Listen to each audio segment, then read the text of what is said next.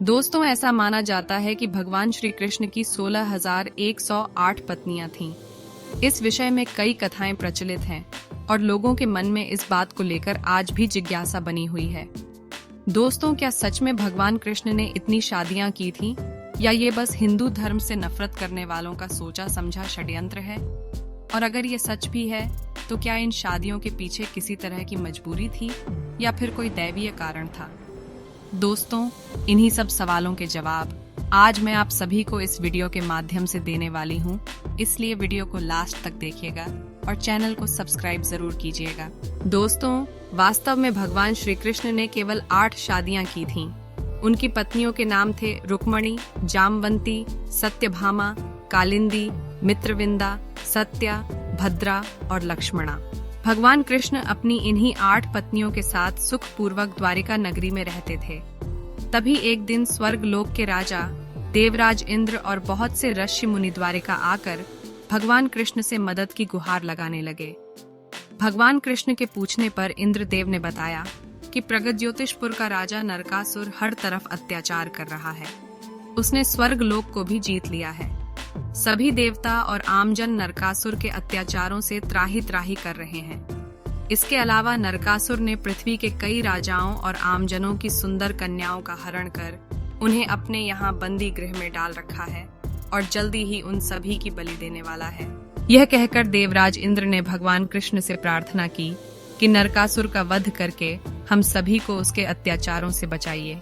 इंद्र की प्रार्थना स्वीकार करके श्री कृष्ण अपनी प्रिय पत्नी सत्यभामा को साथ लेकर गरुड़ पर सवार होकर प्रगज्योतिषपुर पहुंचे और वहां पहरा दे रहे दैत्यों का संहार करने लगे। जब नरकासुर को यह बात पता चली तो वह अपने सेनापति और दैत्यों की सेना को साथ लेकर युद्ध के लिए महल से बाहर आ गया।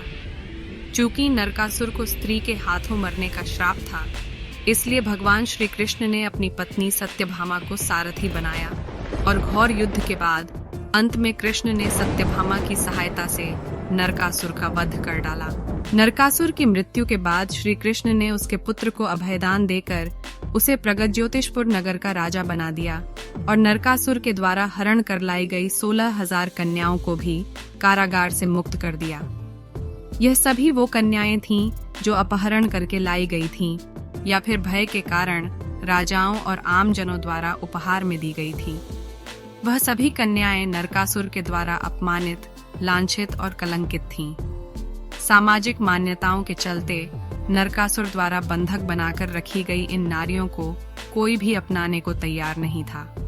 अतः ये सभी नारियां भगवान कृष्ण के पास गईं और कहा कि अब आप ही हमारा उद्धार कर सकते हैं, वरना ये समाज हमें जीने नहीं देगा। तब श्री कृष्ण ने उन सभी को न्याय एवं सामाजिक प्रतिष्ठा दिलाने के लिए 16,000 रूपों में प्रकट होकर उनसे विवाह रचाया और अपने साथ द्वारका ले आए। वहां वे सभी कन्याएं स्वतंत्रता पूर्वक अपनी इच्छा अनुसार सम्मान पूर्वक द्वारका में रहने लगी। तो दोस्तों, यह था भगवान श्री कृष्ण की 16,108 पटरानियों का सच।